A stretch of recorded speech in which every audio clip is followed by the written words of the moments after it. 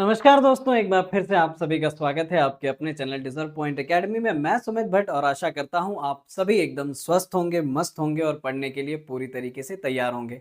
तो बच्चों, आज के सेशन में हम लोग कवर करने वाले हैं जो एक दिन हमारा छूट गया था, डे 3 चैप्टर 1 रियल नंबर्स के एक्स्ट्रा क्वेश्चंस जहां पर हमें करने वाले थे। तो आज मैं उसको लाइव की जगह रिकॉर्डेड फॉर्म में आपके सामने जल्दी ही रिकॉर्ड कर दे रहा हूँ और जल्दी ही वो आपके सामने अपलोडेड वर्जन में मिल जाएगा। तो चलिए बढ़ते हैं आगे और स्टार्ट करते हैं हमारा आज का सेशन। ये था हमारा डे 3 जहां पर करने थे हमें चैप्टर 1 के एक्स्ट्रा क्वेश्चन। तो पहला ही क्वेश्चन मुझे दिया गया है, find the missing number in frequency tree. इस फ्रीक्वेंसी ट्री में मुझे मिसिंग नंबर्स निकालने हैं। तो हम लोगों ने फ्रीक्वेंसी ट्री पढ़ा हुआ है और ये कैसे आगे बढ़ता है, तो हम लोग इसी सीक्वेंस में आगे बढ़ते हैं यहाँ पर, है ना। तो 2 इंटू 13 बच्चों होता है 26। यहाँ पर कितना आ जाएगा 26। नाउ 2 इंटू 26 ये हो जाएगा 52, है ना। और 2 इंटू 52 करेंगे, यहाँ पर आएगा बच्चों 104। इस तरीके से ये फ्रीक्वेंसी ट्री कंप्लीट होता है। ठीक है, चलिए बढ़ते हैं आगे और देखते हैं क्या दिया गया है। नेक्स्ट क्वेश्चन हमें, complete the following factor tree and find the composite numbers. Okay, तो नीचे से ही स्टार्ट करेंगे हम। 2 इंटू 3 यहाँ पर मिलेगा 6, 5 6 30 और 30 इंटू 5 अगर हम करेंगे बच्चों तो x की प्लेस पर आएगा 150। ये इसका आंसर है। क्लियर है एकदम बढ़िया तरीके से। तो देखें फिर क्या दिया गया है हमें अगला क्वेश्चन। नेक्स्ट क्वेश्चन हमें दिया गया है, find the least number that is divisible by all the numbers from 1 to 10, है ना। यानी कि वो इन शॉर्ट हमसे क्या पूछ रहा है, 1 से लेकर 10 तक के सभी नंबर का एलसीएम निकाल दीजिए। वह सबसे छोटा नंबर जो 1 से लेकर 10 तक के सभी नंबरों से डिवाइड होता हो। तो चलिए निकालते हैं। सबसे पहले तो हम नंबर लिख लेते हैं 1 से लेकर 10 तक। 1 2 3 4 5 6 7 8 9 और यहाँ पर 10। नाउ इनके सबके प्राइम फैक्टर लिख लेते हैं। ये हो जाएगा 1 इंटू 1, ये हो जाएगा हमारे पास 1 इंटू 2, है ना। ये हो जाएगा हमारे पास 1 इंटू 3, ये हो जाएगा हमारे पास 1 इंटू 2 इंटू 2, ये हो जाएगा बच्चों 1 इंटू 5, ये 1 इंटू 2 इंटू की बात करें अगर हम तो ये हो जाएगा 1 इंटू 7, 1 इंटू 2 इंटू, ठीक है, की बात करें तो 1 इंटू 3 इंटू 3 और इसकी अगर हम बात करें तो 1 इंटू 2 5। तो जब बच्चों अगर हम इसका एलसीएम निकालें तो हमारे पास क्या क्या चीज़ें हमें मिलेंगी, तो ज़रा ध्यान से देखें। 2 इंटू 2 इंटू 2, 3 कितनी बार आ रहा है यहाँ पर, एक, एक और इसमें 2 बार, ठीक है। 5 की बात अगर हम करें बच्चों तो 5 हमारे पास एक ही बार, देन 7 एक बार। चलिए इसको सॉल्व कर लेते हैं।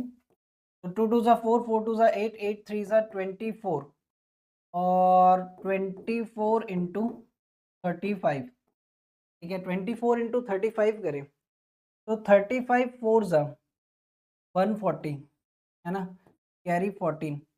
35 2 ज़ा 70, 70 और 14, अ अ थ्री एक बार और आएगा यार, मैंने 3 एक कम लिखा है ना। इसमें एक 3 और कर लीजिए, ठीक है। तो 35 टू ज़ा 70, 70 और 14 84 इंटू 84 इंटू 3 भी आएगा, है ना। इसको भी मल्टीप्लाई कर लें। 3 0 ज़ा 0, 3 4 ज़ा 12, कैरी 1, 3 8 ज़ा 24 और 1 25। तो ये है वो नंबर बच्चों जो 1 से लेकर 10 तक के सभी नंबरों से डिवाइड होता है ना। वैसे ये जनरल नॉलेज का क्वेश्चन है, आपको भी मालूम होना चाहिए 1 से लेकर 10 तक के नंबरों से सभी से डिवाइड होने वाला नंबर क्या होता है, 25 20। इसी तरीके से इसको भी ध्यान में रखें, 1 से लेकर 5 तक के सभी नंबरों से डिवाइड होने वाला नंबर होता है, ठीक है।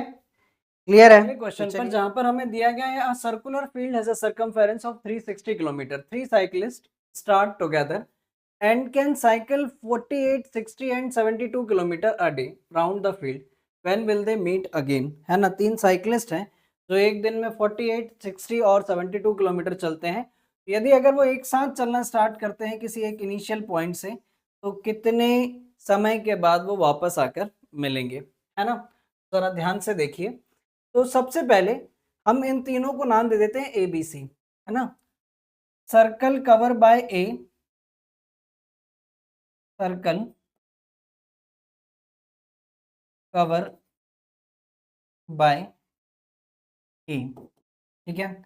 तो टोटल सरकमफेरेंस है 360 और वो चलता है 48 किलोमीटर। तो इस हिसाब से ये आएगा हमारे पास 7.5 दिन, और 7.5 दिन को अगर मैं आवर्स में चेंज कर लूँ तो 7.5 इंटू 24, तो बच्चों ये बचेगा 180 आवर्स, है ना? यानी कि 180 घंटे में वो उसको कंप्लीट करेगा। इसी तरीके से अगर मैं सर्कल कवर बाय बी, तो ये हो जाएगा हमारे पास 360 अपॉन कितना चल रहा है वो 60, यानी कि ये आ जाएगा हमारे पास 6 डेज, और 6 दिन यानी कि 144 घंटे, ठीक है? 6 दिन यानी कि 144 घंटे। Circle cover by C, circle cover by C 360 divided by 72, है ना? तो 360 को यदि अगर मैं 72 से डिवाइड करूं बच्चों, तो ये आएगा 5 दिन, और 5 दिन को आवर्स में चेंज करूं यानी कि 5 इंटू 24, ये बचेगा बच्चों 120 आवर्स, ठीक है? तो अब मेरे पास ये कितने कितने घंटों में वो पूरा चक्कर खत्म कर रहे हैं ये आ गया मेरे पास। तो कितनी देर बाद वो वापस आकर मिलेंगे, है ना? So they meet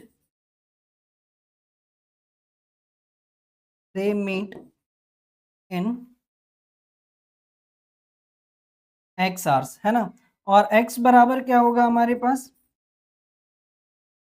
LCM of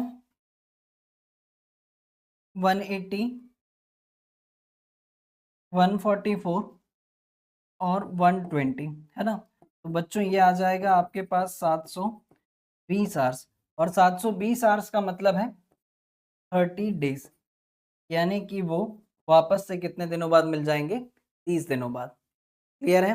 वापस से वो कितने दिनों बाद मिलेंगे, तो 30 दिनों बाद, ठीक है?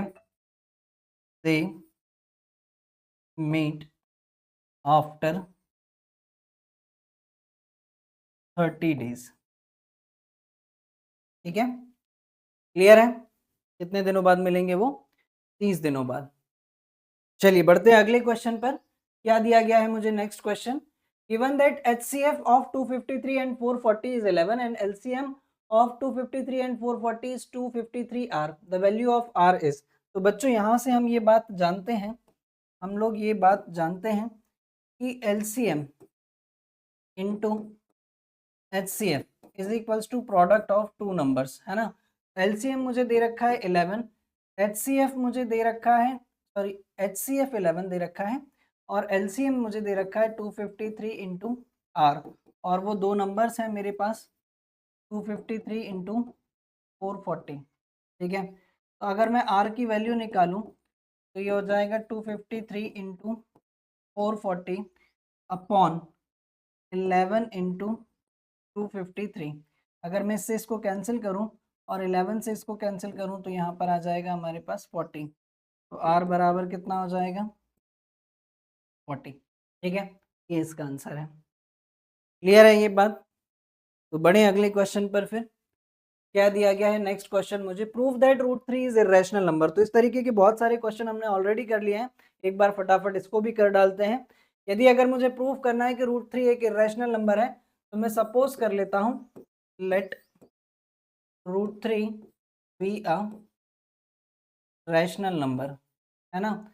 मैंने सपोज कर लिया कि रूट 3 एक रैशनल नंबर है, और रूट 3 अगर एक रैशनल नंबर है तो मैं इसको a अपॉन बी के फॉर्म में रिप्रेजेंट कर सकता हूँ, where a and b are coprime, और को प्राइम का मतलब यह है कि इनका कोई भी कॉमन फैक्टर 1 के अलावा नहीं होगा, ठीक है? तो ऐसी स्थिति में मैंने इस b को इधर भेज दिया, तो root 3b is equals to a। Squaring on both side, मैंने दोनों तरफ इसका स्क्वायर कर दिया, स्क्वायरिंग ऑन बोथ साइड, ठीक है। दोनों तरफ मैंने इसका स्क्वायर कर दिया, तो ये हो जाएगा मेरे पास 3b² is equals to a²। और इसका मतलब साफ है कि जो 3 है वो a² को डिवाइड करेगा, है ना। इसका मतलब साफ है 3 divides a² and 3 divides a also. जब 3a² को डिवाइड कर रहा है तो 3a को भी डिवाइड करेगा। हमने ये पढ़ा है थ्योरम में कि जब कभी भी कोई प्राइम नंबर किसी भी नंबर के स्क्वायर को डिवाइड करेगा तो डेफिनेटली वो नंबर उस नंबर को भी डिवाइड करेगा, है ना। तो यहाँ से हमारे पास ये कंक्लूजन निकल कर आता है कि a जो है वो 3 का ही कोई मल्टीपल है, और ये वैल्यू उठाकर मैं अब इक्वेशन 1 में रखूंगा। सब्स्टिट्यूट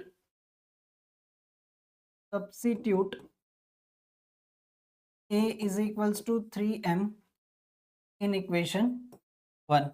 इसको उठाकर मैं कहाँ रखूंगा, इक्वेशन 1 में रखूंगा। तो मुझे यहाँ से क्या मिलेगा बच्चों, 3b² is equals to a की जगह पर 3m का होल स्क्वायर। ये हो जाएगा 3b² is equals to 9m², ठीक है। 3 से इसको मैं अगर कैंसिल कर दूं तो b² बराबर मेरे पास कितना बचेगा, 3m, है ना। ठीक है, 3m²।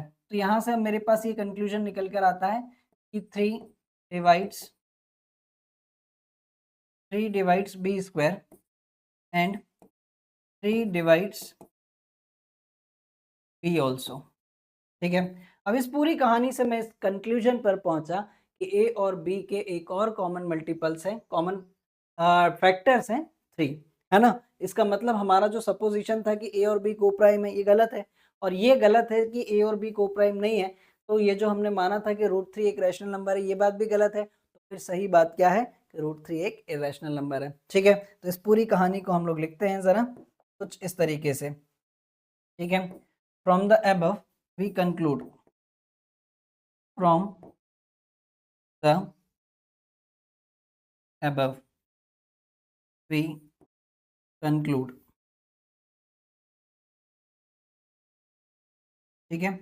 from the above we conclude a and b have one more common factor, one more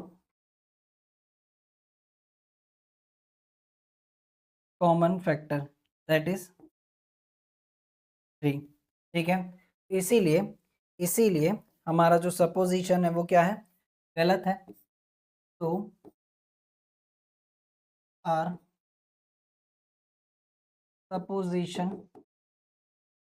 is wrong,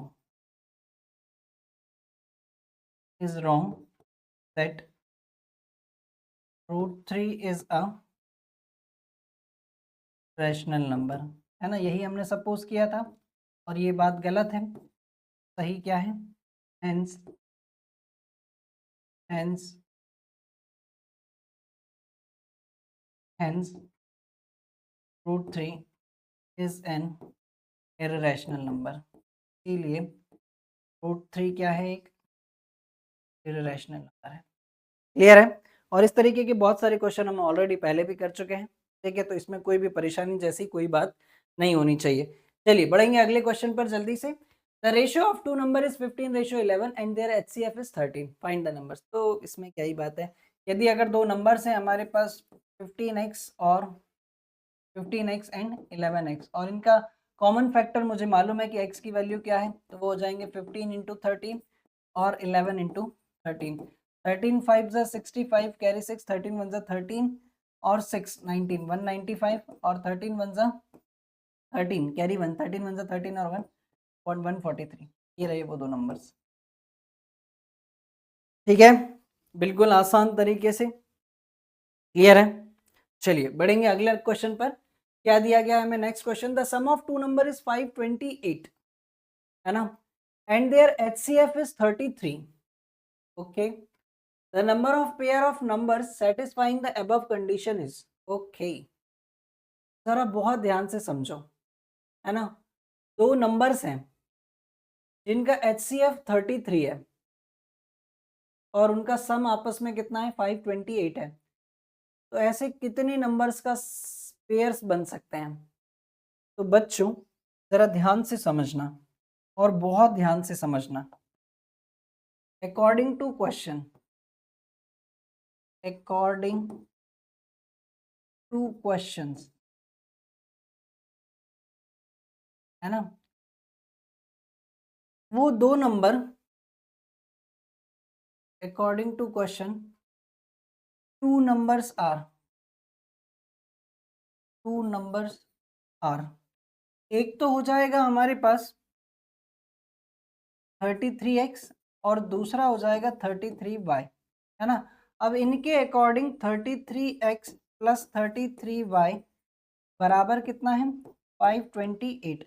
यहाँ से अगर मैंने 33 कॉमन निकाल लिया तो x प्लस वाई बराबर कितना बचा 528, है ना। तो x plus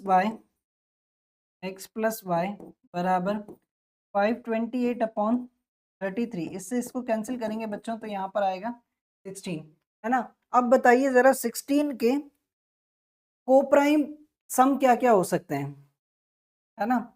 following are the are are coprime,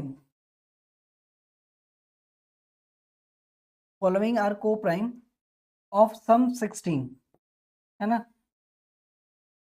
16 के सम होने के पेयर्स क्या क्या हो सकते हैं 1 प्लस 15, 3 प्लस 13, 5 प्लस 11 और 7 प्लस 9, है ना। यही हो सकते हैं। तो वो जो नंबर्स हैं उनके पेयर्स क्या क्या हो सकते हैं, है ना। तो पहला पेयर तो हो जाएगा 33 इंटू 1 प्लस 33 इंटू 15, ठीक है। दूसरा हो जाएगा 33 इंटू 3 प्लस 33 इंटू 13, ठीक है। तीसरा पेयर होगा 33 इंटू 5 प्लस 33 इंटू 11 और चौथा पेयर होगा बच्चों 33 इंटू 7 प्लस 33 इंटू 9। ये चार पेयर्स पॉसिबल हो सकते हैं जो इस कंडीशन को सेटिस्फाई करेंगे। क्लियर है? चलिए बढ़ेंगे फिर अगले क्वेश्चन पर। A class teacher says to 3 students for making greeting cards. Each person takes 15, 20 and 25 minutes respectively for making these cards. If all of them make the card together, then after what time they will prepare a new card together, है ना। और suppose if all of they start working at the same time, in how much time they work together, ठीक है। तो question के according यहाँ पर suppose इनको हम ABC नाम दे देते हैं। ए को कितना समय लग रहा है कार्ड खत्म करने में 15 मिनट, ठीक है। बी को कितना समय लग रहा है तो बी को लग रहा है 20 मिनट, ठीक है। और सी को कितना समय लग रहा है तो सी को लग रहा है बच्चों 25 मिनट। अब पहले क्वेश्चन में उन्होंने हमसे क्या पूछा है कि they will prepare a new card together after what time, है ना, कितने समय के बाद वो नया कार्ड बनाना चालू करेंगे। तो क्या करो आप कितने समय के बाद, तो एलसीएम निकाल दो इन तीनों का यार, है ना। 15, 20 और 25, है ना।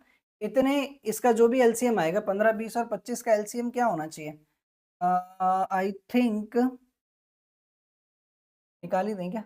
25 दूनी 50 या 75, 25 चौक 100, 100 भी 15 के टेबल में नहीं आता है।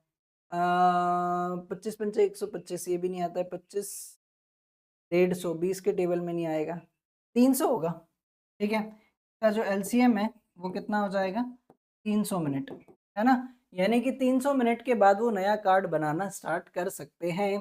फिर दूसरे क्वेश्चन में उन्होंने हमसे क्या पूछा है, दूसरे क्वेश्चन में उन्होंने हमसे ये पूछा है कि suppose if all of they start working at the same time, यदि अगर तीनों ने एक साथ काम करना शुरू करा तो कितने समय वो साथ में काम कर पाएंगे। तो जो सबसे कम समय ले रहा है वो तो 15 मिनट में खत्म करके आगे बाहर निकल जाएगा, यानी कि 15 मिनट ही वो तीनों साथ में काम कर पाएंगे, है ना। तो सिंस ए टेक्स लेस टाइम, है ना, और वो भी कितना है, दैट इज 15 मिनट। ए सबसे कम समय में कार्ड खत्म करके निकल जाता है। So they work together, so they work together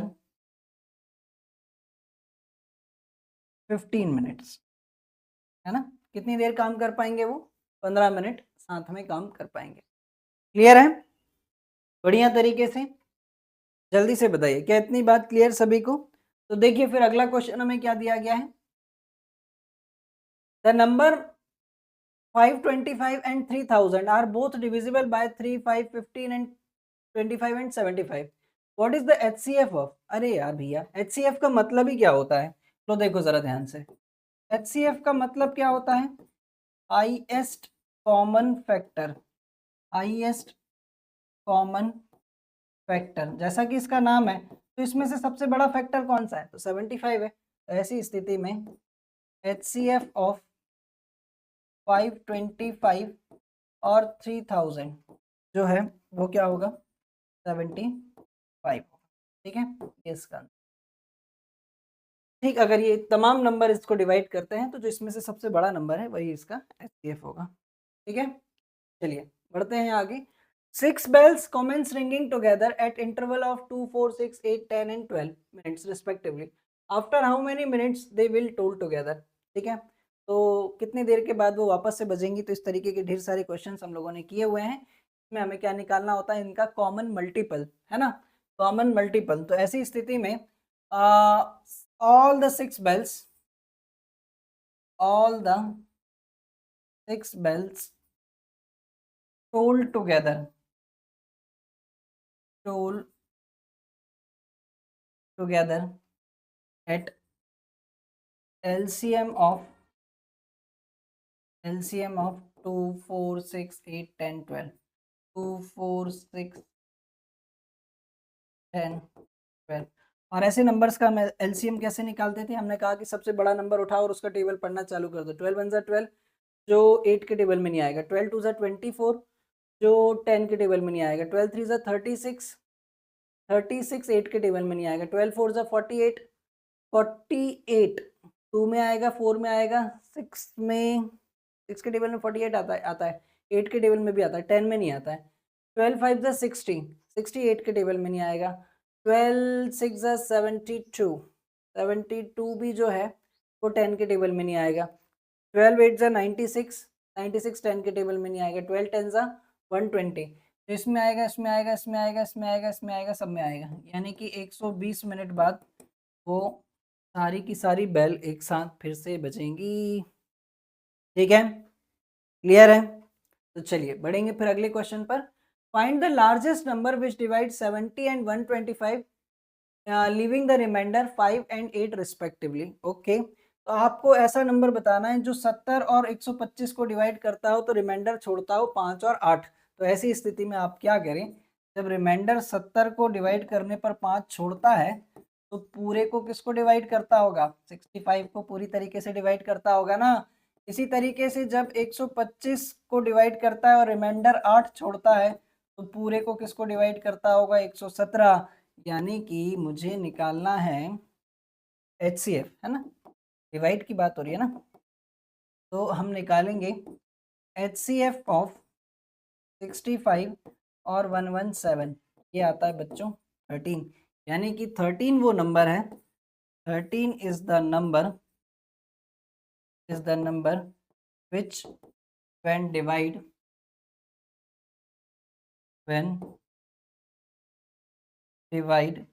70 and 125, 70 and 125 leaving the remainder, leaves the remainder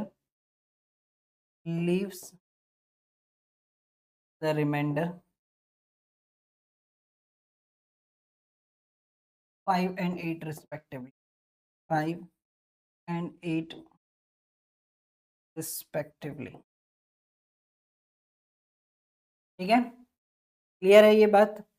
तो बढ़ चलें फिर अगले क्वेश्चन पर। Two tankers contain 583 liters and 242 liters of petrol respectively. A container with maximum capacity is used which can measure the petrol of either tanker in exact number of liters. How many containers of petrol are there in the first tankers? है ना, तो दो tankers है जिसमें अलग अलग capacity में petrol है, हमें एक छोटा सा कंटेनर लेना है जो दोनों को बराबरी से नाप दे, है ना, यानी कि बराबरी में डिवाइड कर दे। तो ऐसी स्थिति में हमें वो बताना है a container with maximum capacity is used when which can measure the petrol is either, है ना। तो ऐसी स्थिति में हम क्या निकाल दें, HCF निकाल दें दोनों का। HCF ऑफ 583 और 242, है ना, 583 और 242। तो बच्चों हम यहाँ पर फैक्टर्स कर लेते हैं। 583 ये जो है ये 11 से डिवाइड होगा, 11 5 सा 55, 3 इधर जाएगा, फिर यहाँ पर बचा 1। ठीक, तो जब हमने 583 के फैक्टर करे बच्चों तो यहाँ पर बचा 11 इंटू 53। इसी तरीके से 242 के भी फैक्टर्स कर लेते हैं। 242 को अगर मैं 11 से डिवाइड करूँ तो 11 2 सा 22, 11 2 सा 22, फिर 11 से करें तो 2 आएगा, फिर 2 से करें तो 1 आएगा। ठीक है, तो 242 के जब हम लोगों ने फैक्टर करे तो 11 इंटू 11 इंटू 2, कॉमन तो मुझे यही दिखाई दे रहा है, कॉमन तो मुझे यही दिखाई दे रहा है, यानी कि इन दोनों का जो HCF है ये क्या आ जाएगा बच्चों, 11, है ना। तो the maximum container with maximum capacity, a container with maximum capacity, with maximum capacity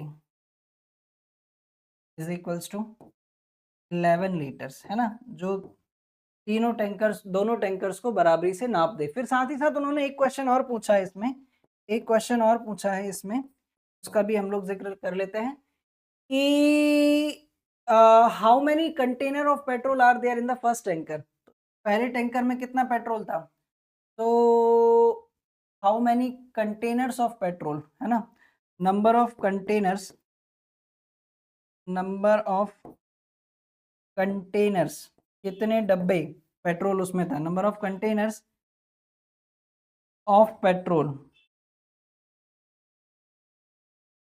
in first tanker, in first tanker. तो हम क्या करते हैं के अंदर टोटल पेट्रोल कितना था, टोटल पेट्रोल था 583, और 583 को हम लोग 11 से डिवाइड कर देते हैं, तो अभी हमने किया ही था, कितना आया 53 कंटेनर पेट्रोल था उसके अंदर, और एक कंटेनर के अंदर कितना पेट्रोल आता था, 11 लीटर। ठीक है, क्लियर है? अरे कह दो जल्दी से, क्या इतनी बात क्लियर है? चलिए तो बढ़ते हैं फिर अगले क्वेश्चन पर। Find the least number of soldier in a regiment such that they stand in a row of 15, 20 and 25 form a perfect square. तो नंबर ऑफ मिनिमम सोल्जर्स हमें बताने हैं, जो अगर हम रो बनाए 15 की, 20 की और 25 की, तो बराबर बराबर सोल्जर उसमें डिवाइड हो जाए। सिंपली हमें कुछ नहीं करना है, ऐसी सिचुएशन में हमें एलसीएम निकाल देना है इसका। LCM of 15, 20 and 25। तो 15, 20 और 25 का एलसीएम कितना आएगा, हालांकि मुझे मालूम है लेकिन फिर भी मैं आपको निकाल कर बता देता हूँ। 15, 20 और 25 का अगर हम एलसीएम निकाल दें, 5 से डिवाइड करें, यहाँ पर 3, 5 से डिवाइड करेंगे तो 4, और यहाँ पर 5 आएगा। फिर मैं इसको 3 से डिवाइड करूँ तो यहाँ पर 1, यहाँ पर 4 और यहाँ पर 5। फिर 2 से डिवाइड करें तो 1, 2, 5। फिर 2 से डिवाइड करें तो 1, 1, 5, और फिर 5 से डिवाइड करें तो 1, 1, 1। ठीक है, 5 3 सा 15, 15 2 सा 30, 30 2 सा 60, 60 5 सा 60 इंटू 5। अरे कह दो जल्दी से, 6 पंचे 30, 300 आएगा। ठीक है, 300 सोल्जर जो है वो इसमें डिवाइड हो जाएंगे, लेकिन उन्होंने परफेक्ट स्क्वायर पूछा है ना। तो 300 सोल्जर जो है वो इसका एलसीएम है, लेकिन उन्होंने कहा है कि परफेक्ट स्क्वायर में होने चाहिए। तब आप 300 का पहाड़ा पढ़ना चालू कर दो। 300 एकम 300, 300 दूनी 600, 600 परफेक्ट स्क्वायर होता नहीं है। 300 इंटू 3 अगर हम जैसे ही करेंगे तो हमें क्या मिलेगा, 900 सोल्जर्स जो इस कंडीशन को सेटिस्फाई करेंगे। ठीक है, सोल्जर्स 900 सोल्जर्स। ठीक है, सो 900 soldiers satisfying above condition, satisfying above conditions। ठीक है, 900 सोल्जर जो हैं वो इस दी गई परिस्थिति को संतुष्ट करेंगे। ठीक है, चलिए बढ़ते हैं अगले क्वेश्चन पर। क्या दिया गया है, HCF of 26 and 91 is, HCF of 26 and 91 दोनों का HCF क्या होगा, 13 होगा। 13 दोनों को डिवाइड करता है। क्या है next question, which of the following is irrational, इसमें से कौन सा इर्रेशनल है, इसमें से कौन सा इर्रेशनल है। तो इर्रेशनल तो बहुत सारे, अच्छा कौन सा इर्रेशनल नहीं है, ये इर्रेशनल नहीं है बच्चों, कि जब हम इसको सॉल्व करेंगे, सी वाले पार्ट को जब हम लोग सॉल्व करेंगे तो देखो ज़रा ध्यान से, 3 प्लस √7 और यहाँ पर है 3 माइनस √7, आइडेंटिटी लगाएं हम यहाँ पर तो ये हो जाएगा 3 का स्क्वायर माइनस √7 का स्क्वायर, 3 का स्क्वायर हो जाएगा हमारे पास 9, √7 का स्क्वायर हो जाएगा 7, 9 में से 7 जाएगा कितना बचेगा, 2 बचेगा। तो ये जो है ये एक रैशनल नंबर है, ना कि इर्रेशनल नंबर है। ठीक है, क्लियर है ये बात। चलिए तो बढ़ते हैं आगे।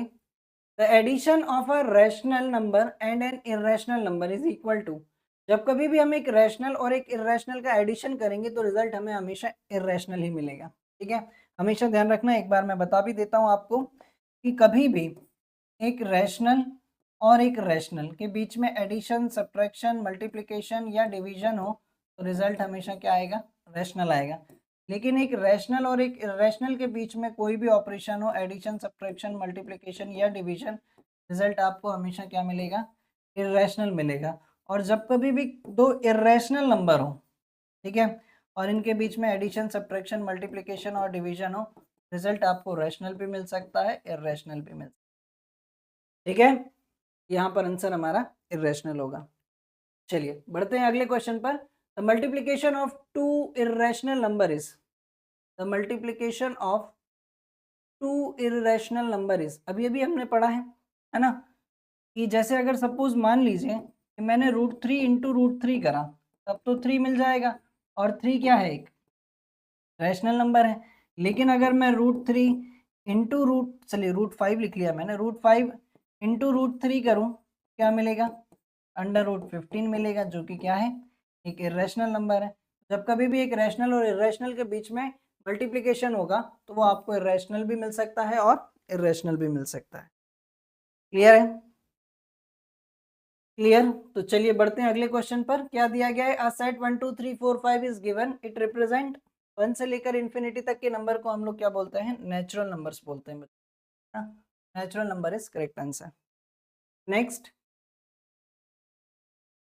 if p and q are integers and is represented in the form of p upon q, then it is a rational number। ठीक है, p upon q में रिप्रेजेंट किए जाने वाले इंटीजर्स को हम लोग रैशनल नंबर्स बोलते हैं। Next, the least number that is divisible by all the number 1 to 5 is 60। ये मैंने अभी आपको शुरुआत में ही बताया था, 1 से लेकर 5 तक के सभी नंबरों से डिवाइड होने वाला नंबर कौन सा है, 60 है। और 1 से लेकर 10 तक के सभी नंबरों से डिवाइड होने वाला नंबर है 2520। ठीक है, clear. Next question, the sum और difference of two irrational number is always, मैंने अभी अभी आपको बताया दो इर्रेशनल नंबर के बीच में एडिशन और सब्ट्रैक्शन होगा तो आपको वो रैशनल भी मिल सकता है और इर्रेशनल भी मिल सकता है। ठीक है, next, if the HCF of 65 and 117 is expressed in the form of this, ठीक है, then what is the value of m। ओके, तो निकाल देते हैं हम इसको।